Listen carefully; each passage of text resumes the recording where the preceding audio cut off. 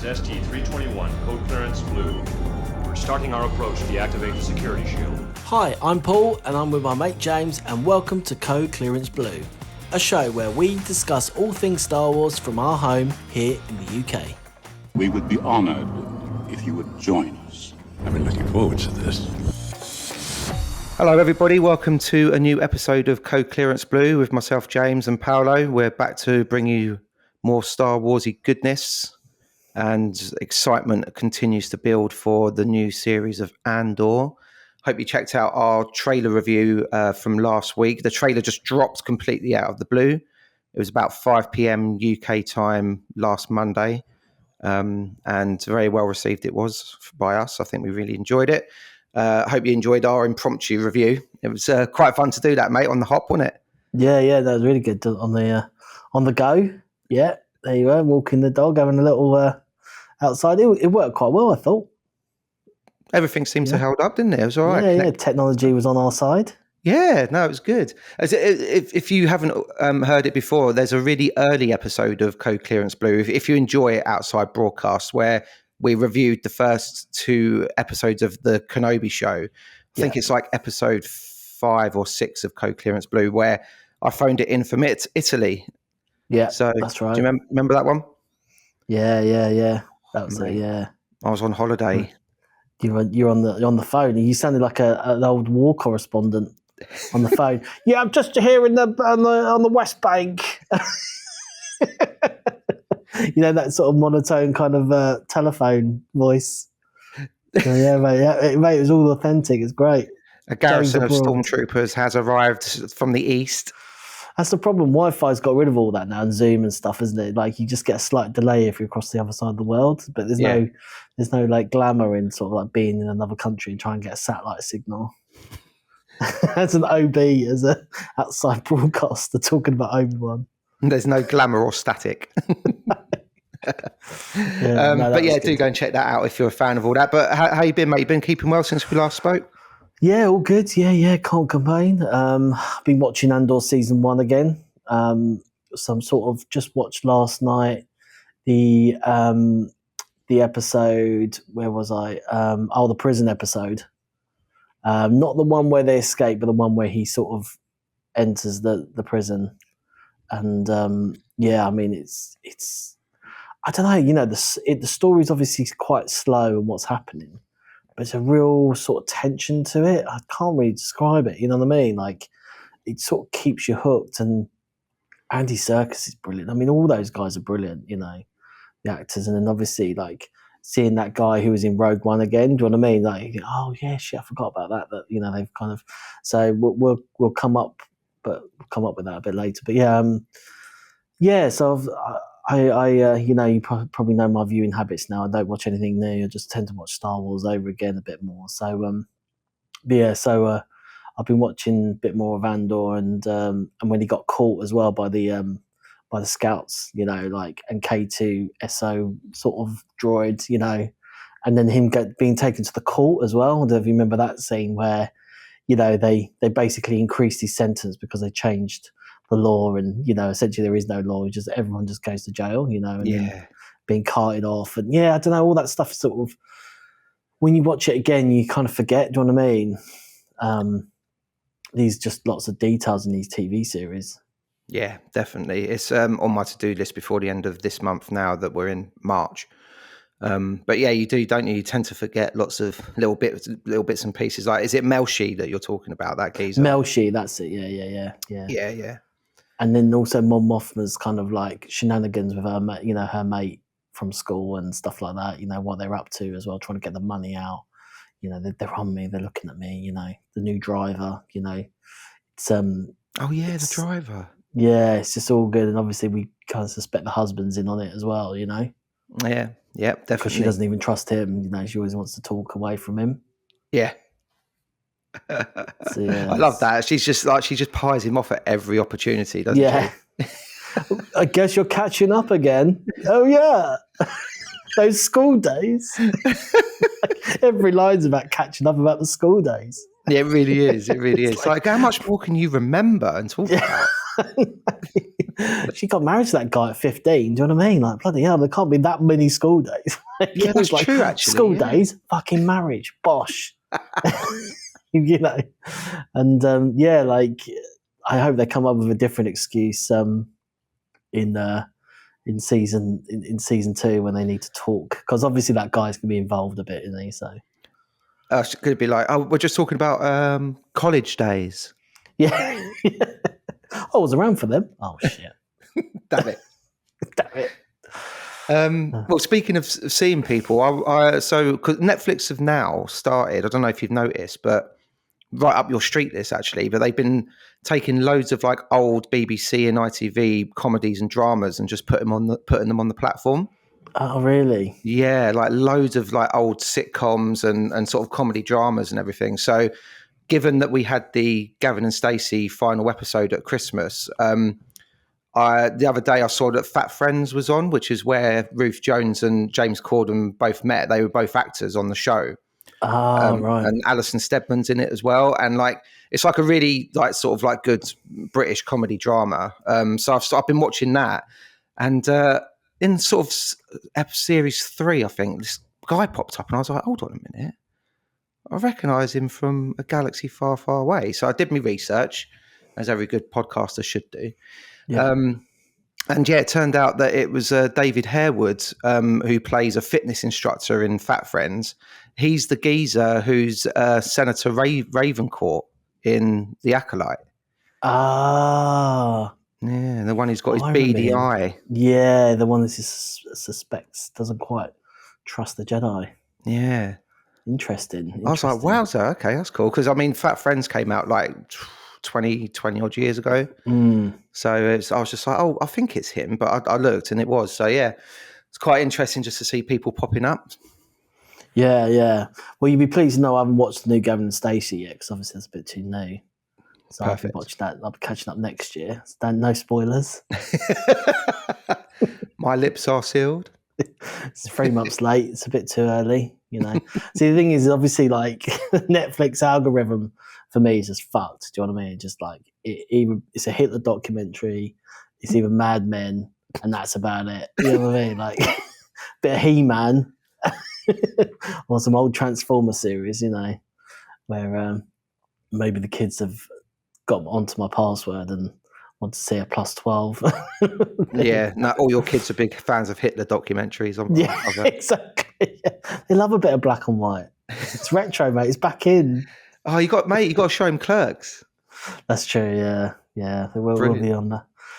Let's start the Star Wars propaganda. The good thing about the Star Wars propaganda, I've got my youngest, is his 6th birthday coming up in April. OMG, he is picked out. I found this toy store, I can't remember what it's called, online, and they've got so many reduced Star Wars figures. He's fucking picked them all out. Yes. Yeah, stormtroopers on those vehicles, you know, in episode, the last one with Rey, when they're sort of like where they meet Lando, you know, they're escaping. Yeah, with the big caterpillar tracks. Yeah, one of them. Yeah, nice. He likes a vehicle, likes a stormtrooper. Yeah, Boba Fett outfit, mate. Propaganda is working with him, so beautiful. He's the first one on the list to go and see Sith in May. Is it May? Yeah, we should give that a shout out. Actually, we learnt in between recordings that Revenge of the Sith is going to get a 20th anniversary run out at the cinemas. Usually these things last for about a week to 10 days. So April the 23rd, I believe it is the first day it might come out. So yeah, check your diaries, and if you can get down to cinema and watch that on the big screen, highly recommended. Yeah, well, I mean, Phantom Menace last year, I think came like 50 something in the world cinema listings. I mean, it made like a good amount of money, you know. I mean, it beat new releases, you know. So this one you would expect to do better, I think, wouldn't you? Yeah. Because it's a better, sort of more engaging story. It didn't have as much hate, but I don't know. It's pretty mad, isn't it? Like, you know. I think kind of if you took a straw poll, I think Revenge of the Sith would be like the favourite prequel. Yeah, I think. And so. Obviously now that people were more grown up, like us, for example, but also people that probably watched it when they were like kind of 10 or something, probably now have their own children, so we'll be taking ours, they'll be taking theirs, and so that'll keep the ball rolling. But yeah, I think you're right. I think Phantom Menace came in. I think it came in like the top 30 of that list in the end or something. Yeah. It was it earned over $15 million.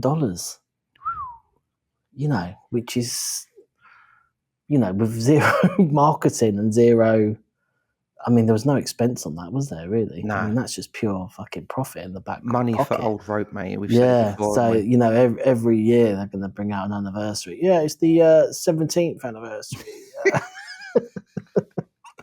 10-year anniversary of The Force Awakens. yeah, true. They could do that at Christmas time, couldn't they?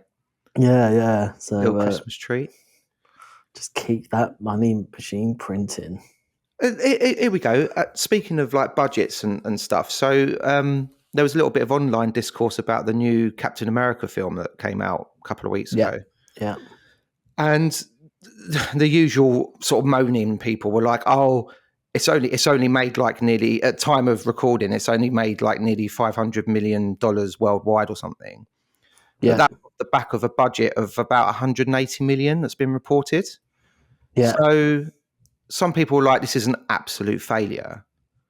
And I was like, it's doubled like how much it costs, like, and maybe slightly more. Actually, not 500, maybe like $400 million, something like that. I was like, it's doubled what they've spent on it. So, I mean, it's hardly a flop, is it? It's kind of maybe a break-even situation, but still. And people just like, no, it's a complete flop. And it's like, you're just revealing your position on like Marvel Studios or the executives or whoever it is you don't like in the process, Yeah, it's odd, isn't it? When they sort of, it's because I suppose the expectation is going to hit $1 billion, but it's not really, because it's not.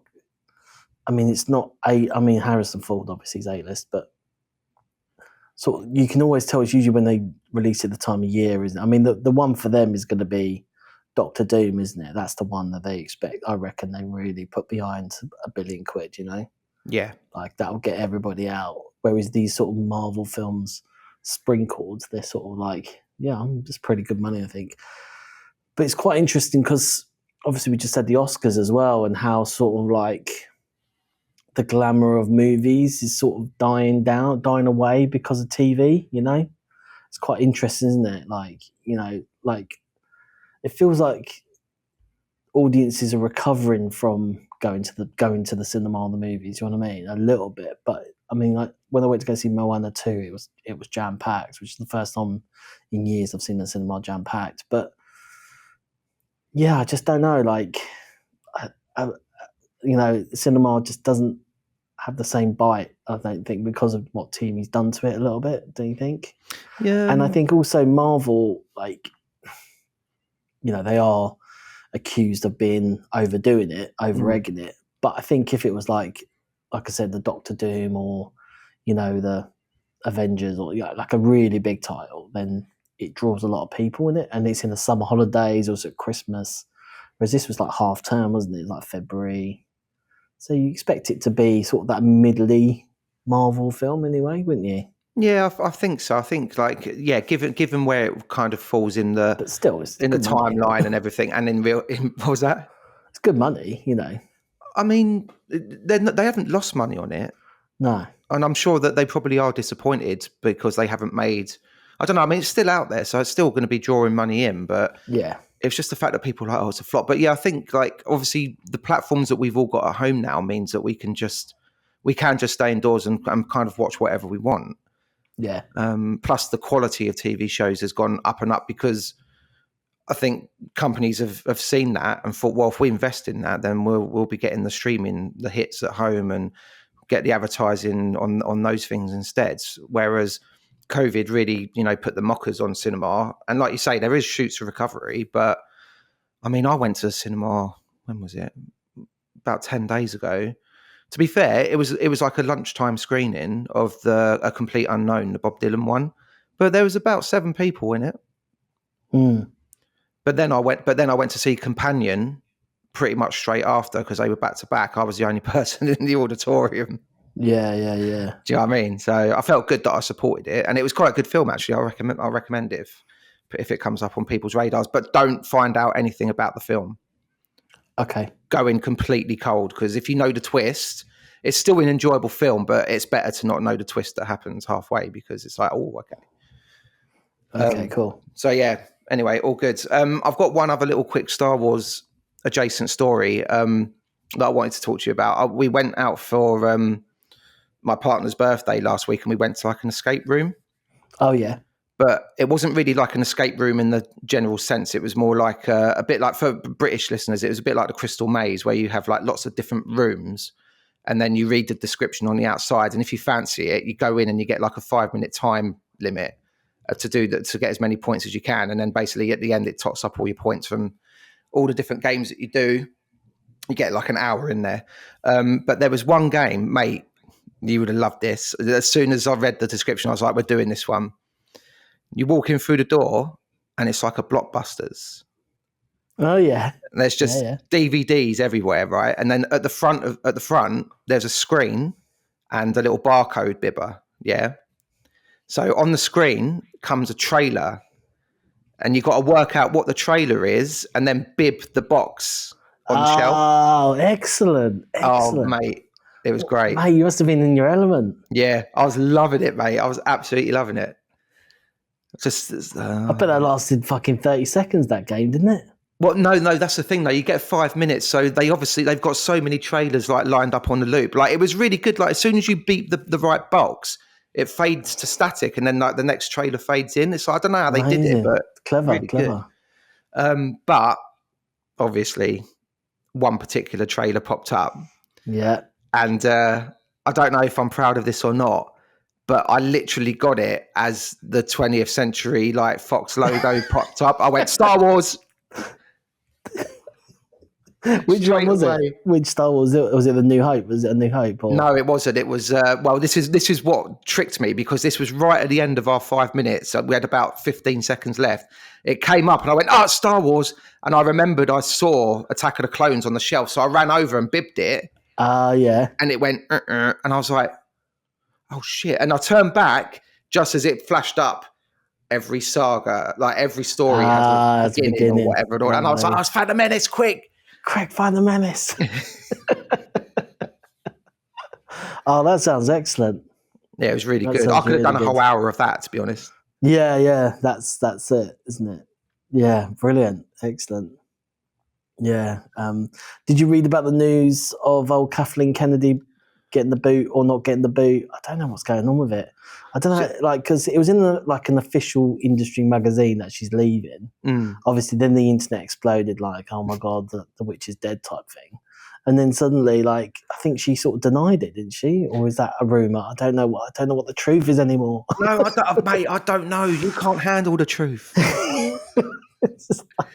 I don't know. It came out like everyone was going mad because it was like she's gonna retire from the role at Lucasfilm at the end of the year. Yeah, and like you say, it was kind of from a bona fide source, so everyone was like everyone, that the usual suspects were on it and fucking running with it, weren't they? Yeah, running with her obituary like she's fucking dead. Like, oh, Jesus. She made a couple of mistakes, so just relax. But then she, yeah, like she's come out to say like, no, I want to clarify that. I don't really know. She's leaving the role, but not leaving the company, or right. She's going to be some sort of like she's not Alex Ferguson role. Do you know what I mean? She'll get like 50 grand a year just for turning up, like a lord or something.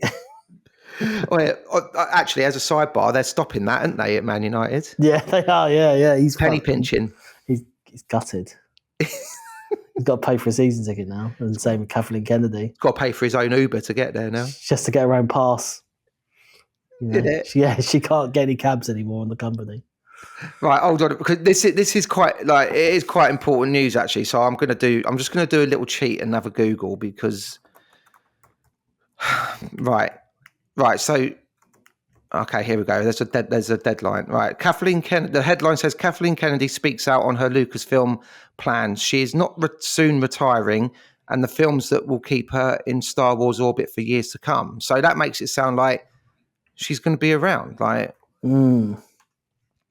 so there was a report that she was being put out to pasture, and then loads of people got online saying, "Oh, she's been pushed" or whatever. But it says here apparently she's been working on a succession plan for a couple of years now, eyeing candidates from within the process with Bob Iger and a few of the other Disney bods. I mean, this is too long for me to read. And Yeah, all I of you, don't know. like, It just sitting there, seems it seems all over the gaff, but it's like I think why I picked it up was because it looked like it was in sort of official publications. You know what I mean? Yeah. So yeah.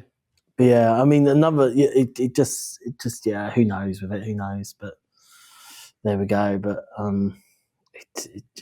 mean, it'd be interesting to see if it is true, then who replaces her and all the rest of it.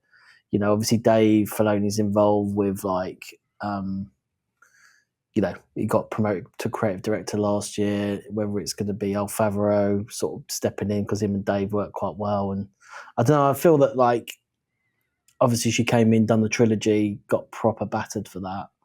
But you know, after that it was all right. You know, I mean, Solo, okay, got battered because of the trilogy. You know, well, particularly sort of when was that? It was about Last Jedi time or whatever.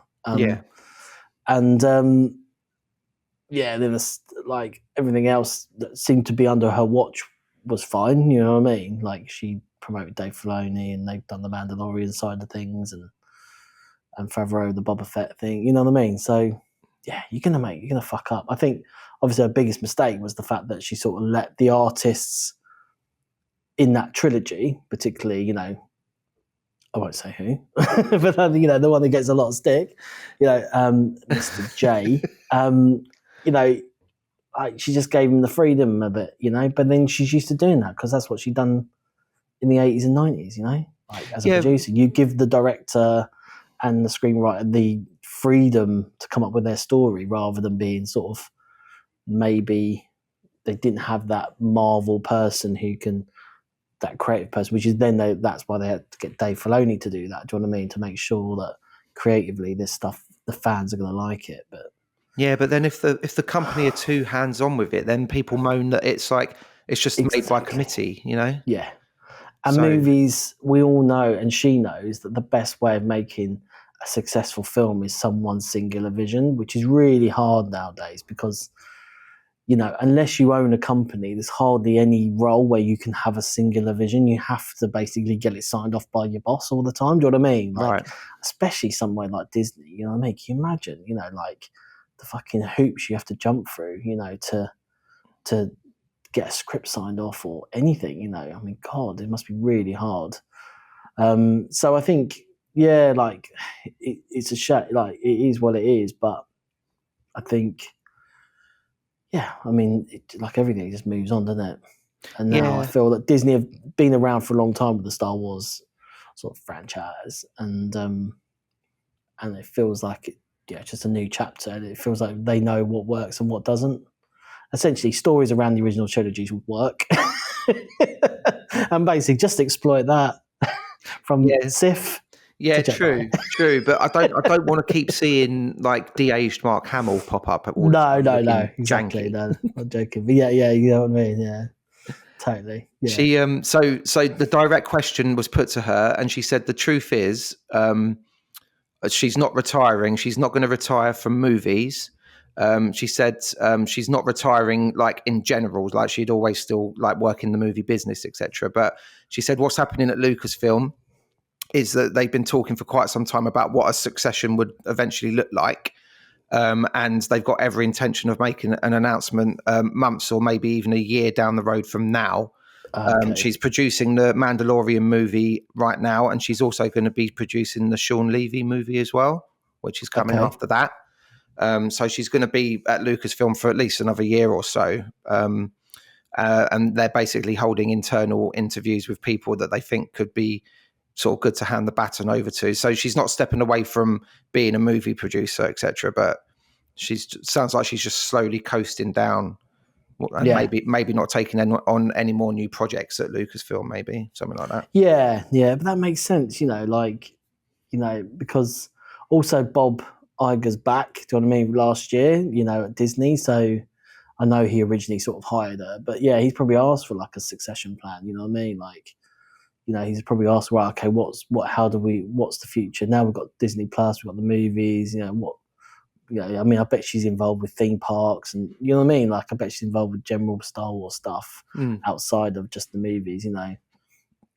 So yeah, you know what these guys are like. They like a good old 10-year plan. So I think that makes sense that she sort of completes the project she's on, and then I think it also depends on. Like, I reckon The Mandalorian will do really well at the cinema next year. Do you reckon? I think that'll really get the confidence back.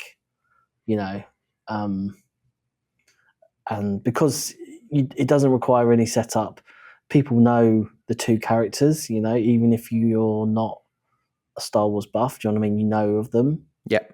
And you can just do a really good, enjoyable action film.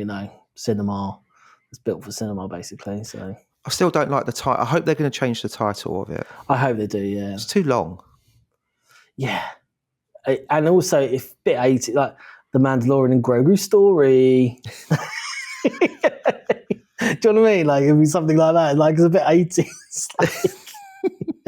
At least, like with Rogue One and Solo, they were just what they were, and it's a Star Wars story underneath. Do you know what I mean? So it felt like they were sort of connected. Yeah, it's like the Mandalorian and the Grogu.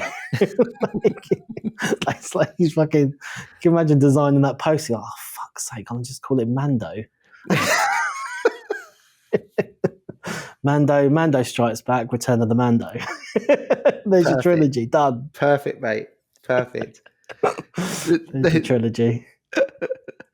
One joke for the Simpsons fans that might be listening. It's like, that will never fit on a marquee, love. From now on, your name is Apu de Beaumarchais. Yeah, that's it. Oh, dear. Right. So, cool. So, yeah, I've got a little special feature. I've been rummaging around the internet. Oh, always the dicey. Dangerous way. Always dicey, mate. Trying to completely, basically, look for spoilers for Andor Season 2. But didn't really find any spoilers because obviously there's not much out apart from that. Then that trailer hit last week and there's a few little spoilers in there. I wouldn't say spoilers, but like a few little confirmations like Death Star and K2 and stuff. You're joking. The Death Star's going to be in Andor 2. Yeah. I didn't know what kind of condition it was in, but obviously it was in Season 1, so it's fine. You know what I mean? So it was all good. But yeah, but then I just started like finding out. Obviously, there's a huge amount of predictions, and some of them are quite genuinely quite interesting. So I've picked them out, and I've picked out obviously the ridiculous ones because, or not ridiculous, maybe they are genuine, but they are quite funny. Okay. So I thought I'd share some of them. Some of them are in question format, and some of them are in like statement format. Okay, well, just for listener clarity, I have not heard any of these. Paolo's saved them up, so these are going to be completely new to me. Exactly. Yeah. So, I'll start off with sort of the ones I think probably obvious. Oh, boring. No, I'm joking. So obviously, we're likely to. So somebody said we're likely to see him, as in Cassian, take on more dangerous missions, possibly working close with Mon Mothma, Saw Gerrera, and other key rebellion figures. This could include espionage, assassinations, and sabotage. Right. So we know about. Obviously, he sabotaged a few things anyway, but the assassinations, that could be quite interesting. I'm not being funny, but that sounds like it's been written by my 7-year-old son because that's basically the synopsis of the series. Yeah, I know. So that was kind of the starter. Yeah. So I thought, he's going to work with Saw though, because I don't think Saw. No, so that's what came out of there. So yeah. But no, definitely, I think there's going to be him doing some shifty stuff on behalf of the rebellion because we see him shoot a cunt, don't we, in Rogue One? Well, that comes a bit later, yeah. So that's a prediction whether the last scene will be him meeting that guy in the alleyway. Oh, yeah. Which could be quite a nice sort of tie-up. Or actually, do you know what would be better for? I think it was Daniel Mays that played that guy, who's quite a good British actor. It'd be quite nice if they met each other somewhere else and agreed to meet up later or something. Yeah. Because then he gets a little role in the series as well. Old Maisie. Yep. So a couple of Lutheran predictions. Obviously, there was a big prediction that he was some sort of Jedi and stuff. From Who, season Cassian? one was no, sorry, this is Lutheran. Oh, right. Yeah, so this is sort of his sort of predictions. Mm-hmm. He's going to be used as an example by Palpatine. So he gets captured, and then Palpatine uses him as an example, does some sort of execution, like whether that's a public execution, which could be fucking dark. Because, you know, obviously something major might happen in the series. Obviously, we've got our first incident in season 1, but I guess season 2, something major could happen that's really embarrassing for the Empire. They capture Lutheran and they make an example of him. A bit like medieval England. Do you know what I mean? Yeah, I like that. That's a really cool idea. Sort of like Coruscant. When they said that, I was thinking, all right, Coruscant, that big square, fucking hang him. Do you know what I mean? Like, you know, that kind of thing where you got all the public going, yeah, kill him. Yeah, no, definitely. That could, yeah, because I mean, Lutheran can't survive, can he? Or he's going to have to like run off at the end if he's still alive. Yeah. So actually, that would be really cool. And if it means we get to see Palpatine as well in like there's a couple more Palpatine sort of predictions, but yeah, that would be amazing. Yeah, to sort of use him being in the office and go, right, we need to make him an example. Yes, that would be good. And also, let's not forget in Colin Trevorrow's script for episode 9, before he got kicked off the project, he used I think he used like laser guillotines at some point. Ah, right. For a similar sort of thing. So they might bring those in, you never know. Bit of suffering, yeah, bit of definitely execution. So yeah, I thought it was quite a nice. In the other Lutheran one I found was Lutheran has Mace Windu in a back to tank for 20 years. Out the back. Oh, do one. Honestly, people need to let Mace Windu rest. Please. Back to tank for 20 years. Can you imagine, like, he opens up, come in, let's go and see this other room I've got. It's like, just floating about, Mace Windu. You know the scene in Rogue One where Mon Mothma and Bail or go and have their little aside, and she's like, what about your friend, the Jedi? Yeah. And he's like, I'll see what I can do. Imagine if there's a scene where it's her and Luther and she's like, what about your friend, the Jedi? And he's like, I'll go and let him out the tank. I'll just drain the tank. It takes 5 minutes.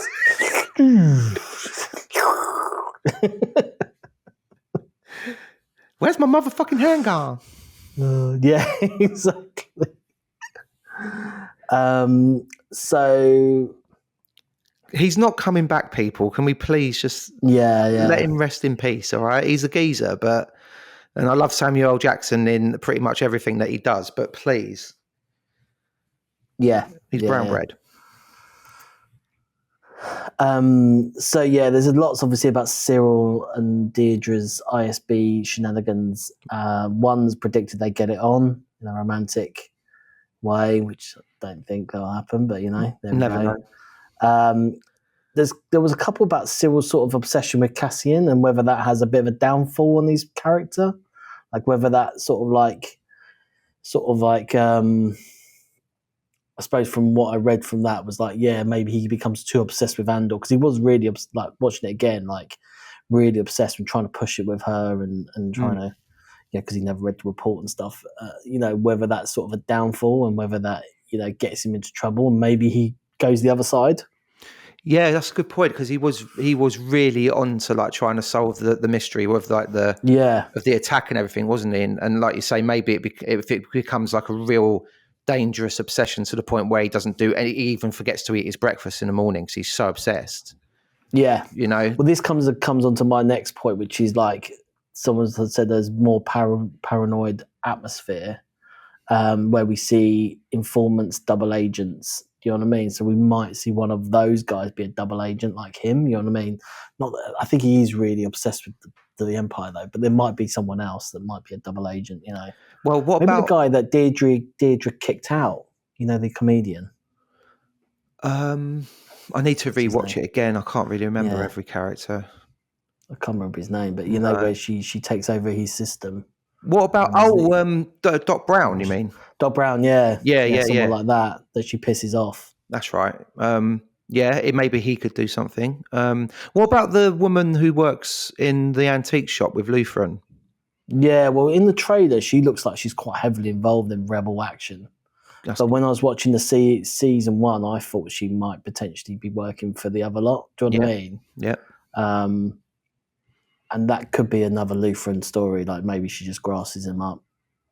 She might get captured, something like that. Because I think she definitely gave that impression. But like maybe the trailers again just kind of wearing us in one way. You know what I mean? Like she, because I think she explodes one of the things, and yeah, she could certainly be a double agent or something like that. So I think there's going to be on both sides a bit of skullduggery. Yeah, like we said with the chauffeur, he was a bit of a plant, wasn't he? So yeah, there's definitely going to be lots of sort of espionage type feel to this series. I think certainly at least one block of the 4 is going to be kind of like a lot of spying and all that malarkey. So double crossing. Yeah. So this is based on what Cassian said in Rogue One, where he said, "We've been fighting this war since we were 6 years old," which we know because obviously we've done all the flashbacks. So whether there's some sort of like, because obviously he's obsessed, and whether he has some sort of Galen Erso sort of kind of, what do they call it? They call it I don't know, some sort of, he gets frustrated. He gets frustrated with the rebellion. But I don't know. I think that's a bit loose that he meets Galen there, so I think that comes a bit later. Who Cassian gets frustrated? Cassian, yeah. I don't know, because he's taking orders in Rogue One to kill people, so I don't know if he could be that annoyed. Frustrated. No. Yeah, because otherwise he'd turn around and be like, I know he doesn't do it in the end, but like he's literally in the position with the shot ready and everything. He goes that far. It's not as if he sits back and goes, do you know what? Don't fancy that, actually. It kind of changes character quite a lot if they introduce something like that, I think. Yeah. Another Lutheran one. Yeah, he's a true identity of fallen Jedi. Yeah, he's got the Kyber crystal, obviously. The Kyber crystal, sorry. So we might get a bit more information about that. But again, I think that was sort of done quite a lot in season 1, wasn't it? Talked about. Yeah, I don't know if I'd want him to be like a Jedi or a Force user. Really, I think he's good as he is. Yeah, he just found he's an antique dealer. He just has a Kyber crystal, just like he had like some remains of a battle droid and shit. Do you think he took it on Antiques Roadshow? Yeah, I think he's gone, that's worth a bit.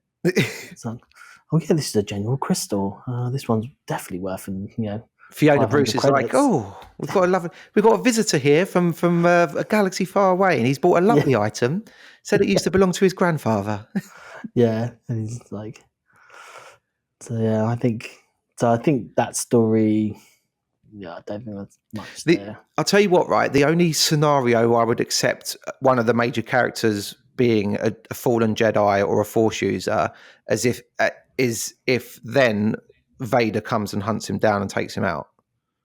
Yeah, you know what I mean? Like they can't just have a bunch of stormtroopers be like, oh my god, he's using what's he doing? He's making things float and all that. It's got to be like Lord Vader. We've got reports of someone acting really suspiciously on Coruscant or whatever, making things move around and stuff like that. And Vader's like, right, I'm on it. And he goes down and just like, they have maybe a very short lightsaber fight, away from everyone else, like in an alleyway or something. And then Vader takes him out. I'd have that, but if not, then just fucking leave it, I think.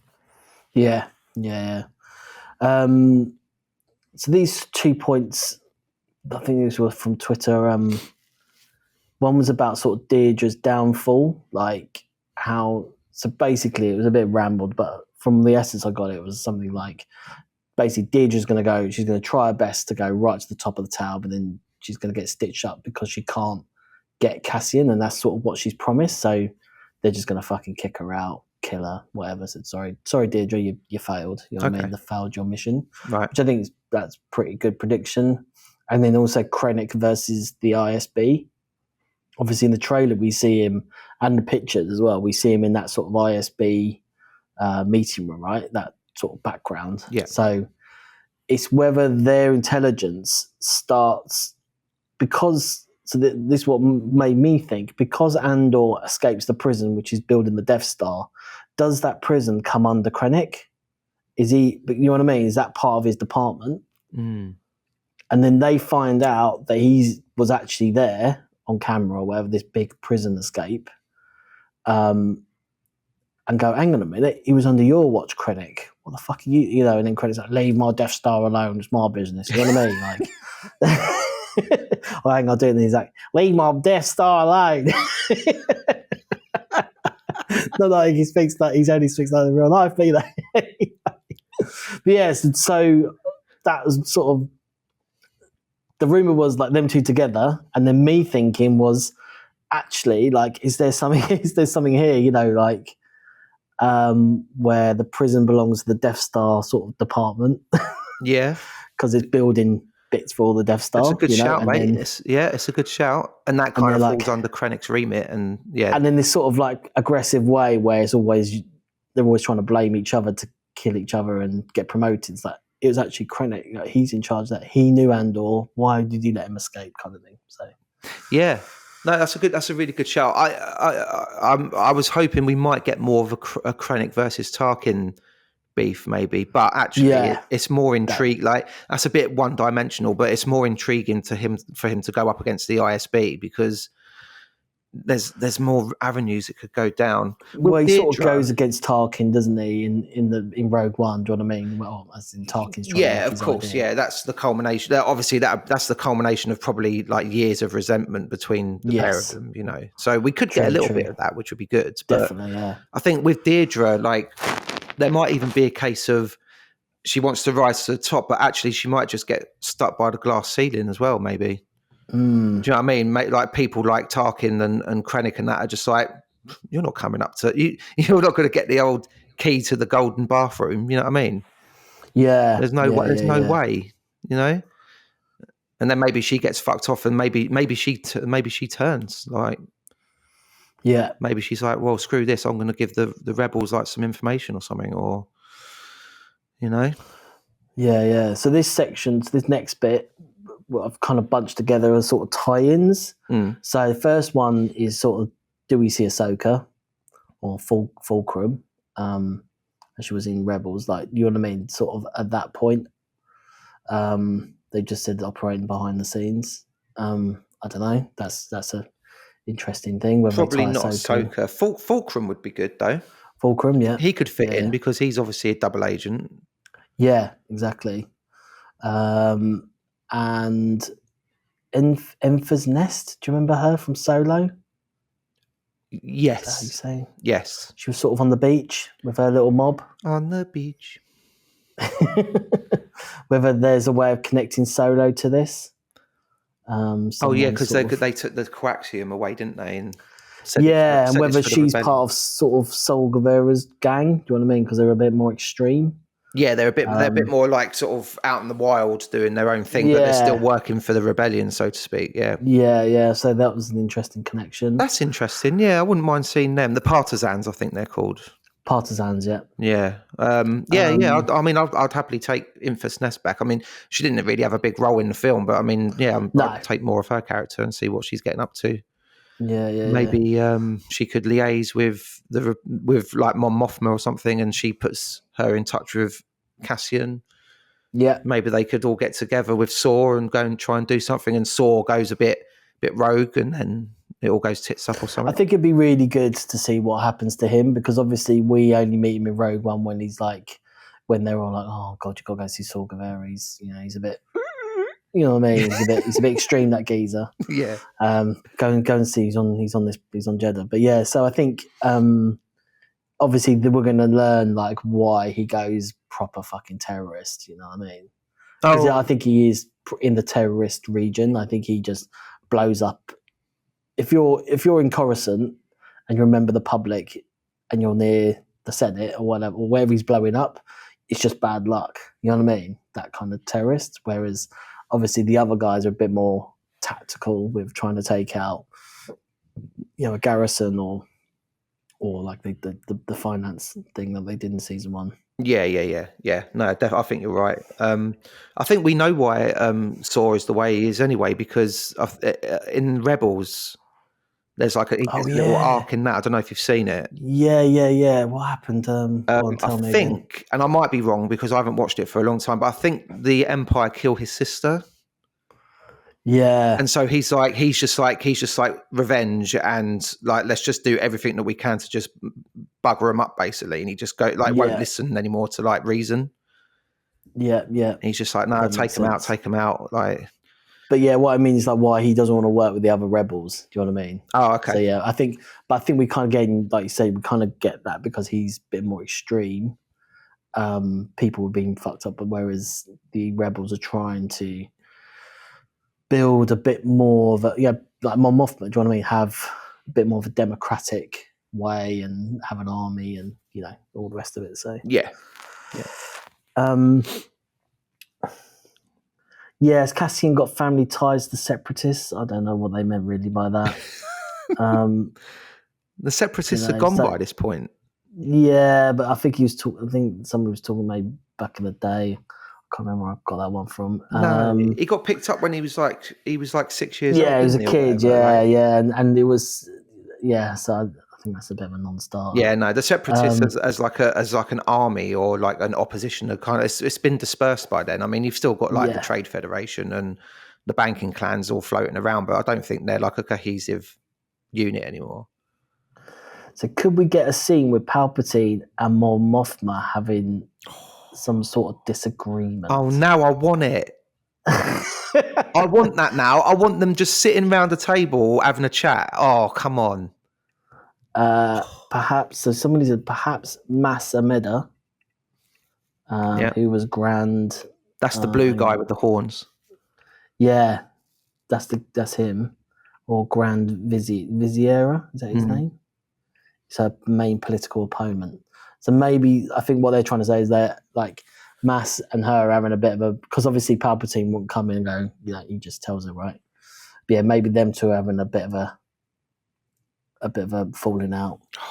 No, we need that now. We need Palpatine to come in and just be like a statesman and just do a meeting with like people that are trying to push back on what he's implementing and stuff, like, and just talk to them and not even use the Force or anything, just literally just be himself. It'd just be, that'd be so good. I want that now, please. Yeah. Right, sign it. And also sort of connected to that was Thrawn's early moves, but we don't see Thrawn, but maybe we hear about him.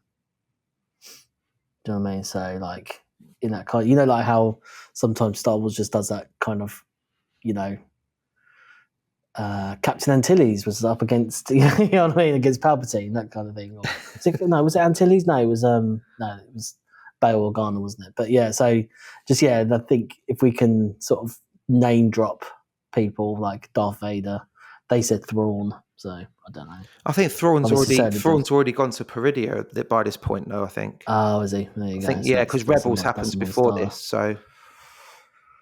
Non-starter then, and then Melshi has an expanded role. Yeah, have a bit of Melshi. I wouldn't mind seeing him pop up. Yeah, and then some Cyril becomes an Imperial influencer. Comes the Emperor's version of a YouTuber, brilliant, vlogging about loyalty, hard work, and how to dress for success in the ISB. Well, given what's just happened with Trump and Zelensky.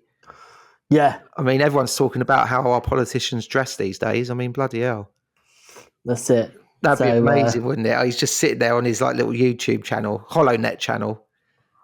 Just being like, today's the Palpatine style academy is back. Black robes are in. And then the last one I found was that Deidre complains to HR for a toxic work environment. Which, fair enough. But that's what I'm saying, though. Like, she could just literally do really well, but hit the glass ceiling and be like, "Oh no, like, I'm never going to get a seat at the top table," you know? Yeah. So, as much as that is, she'd be like, "I just saw a bloke choke a guy." Yeah, just choked him out because he bought him the wrong coffee. What's that about? That's it. It's fucking toxic. So yeah, I think some good ones, some dodgy ones in there. You know, I think I like the tie-ins with. I think sort of broader. Yeah, if there is a tie-in to some sort of Rebels, Ahsoka, you know, even Obi-Wan. You know, if there's like, if you see some what they call the people hunting the Jedi. You know, if you like see them in the background, you know what I mean, that kind of thing. Like, just 'cause it's all sort of that around that time. You know. I always love that kind of stuff where you sort of like subtly see. It's a bit like, you know, when you always see 3PO and R2D2 in Rogue One, you know what I mean? Like, they didn't need to be there at all. No. But we know that they're in, because obviously they're on that ship. But yeah, it's just like a little yay moment. Well, it is good. So I like the idea that just like these little characters sort of popping in, popping out. I think there was one that was about Jabba the Hutt or something. I was just like, oh, that's just ridiculous. But and I like the idea of Thingy actually being publicly executed. I know that sounds really dark. Yeah. but the thing is, though, that's the kind of shit they would do. This is the kind of like adult Star Wars that people have been like thirsting for, isn't it? Since the first kind of series came out. So I mean, I wouldn't be surprised if they did something like that. And also because they shut down, you know, as we know in New Hope, they sort of disband the Senate, you know, and all the rest of it. Sort of, they need to keep everybody, all that whole Senate on side. You know what I mean? And they need someone to blame for that. And this rebels, as they're called, you know, they have to be blamed for all of this stuff. You know what I mean? Totally. So, which means the rebels do big shit. I think there's a big attack. You know. But I mean, the main thrust of this series is political as well, isn't it? It's not really kind of the fight against the good and evil. That's left to the movies, really. But this is like more like every episode's going to have a political slant to it one way or the other. So I think, maybe making an example if Lutheran gets captured or someone high up in the rebel command gets captured, like maybe, no, because they all survive till Rogue One, don't they? So but anyway, you know, you take my point. And they make an example of them and kind of broadcast it around like the galaxy or whatever, and then maybe we get a line or two from Palpatine saying this Senate is pretty meddlesome, you know, I might have to curtail it. I think there's definitely an element of like, I need to keep everybody on board and everyone sort of, just so I keep it, you know, like democratic. And then obviously by New Hope, it's like, I don't need a fucking Senate anymore. It's done. You know what I mean? Yeah. They're all just because they've seen what happens if they fall out of line. Yeah, totally. You know? And obviously you've got this big Death Star then as well. It's like, if you fall out of line, we just blow your planet up. You know. Why do you need anything else? It's the biggest deterrent ever.